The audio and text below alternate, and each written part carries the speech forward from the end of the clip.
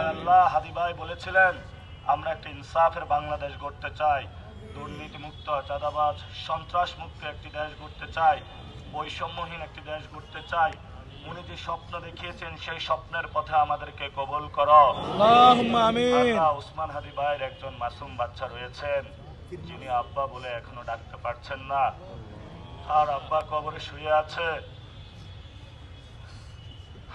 বাংলাদেশের জন্য লড়াই করেছিলেন।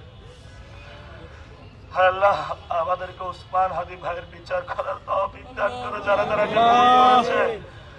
আল্লাহ আমাদেরকে আগামীর দিনগুলোতে আজাদির মিছিল নিয়ে যারা জালিম শাহির তখ্তে বসেছে তাদের তখ্তে তাগুত ভাঙার তৌফিক দান করো। রব্বানা ফাগফির লানা যুনুবানা ওয়া কাফির আন্না সাইয়্যাতিনা ওয়া তাওফানা মাআল আবরার। আল্লাহুম্মা আমিন। হায় আল্লাহ 24-এ অনেক ভাই শহীদ হয়েছেন, তারা অনেক আকাঙ্ক্ষা নিয়ে শহীদ হয়েছেন, আহত হয়েছেন নতুন একটি বাংলাদেশের জন্য। হাদি ভাই তাদের জন্য দাঁড়িয়েছিলেন, বলেছিলেন জান দিব জুলাই দিব না। কিন্তু যারা ষড়যন্ত্রকারী তারা আমাদের মাঝ থেকে আমাদের যে ইকবাল হাদি ভাইকে নিয়ে গিয়েছে।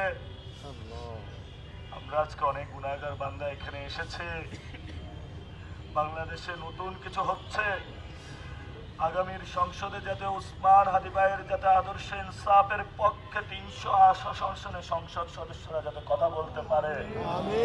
হাদি ভাই যে কথা বলেছিলেন উনি সংসদে গেলে 299 জন সংসদ সদস্য গুম হারাম করে দিবেন যারা চাঁদাবাজি সন্ত্রাসের সাথে জড়িত।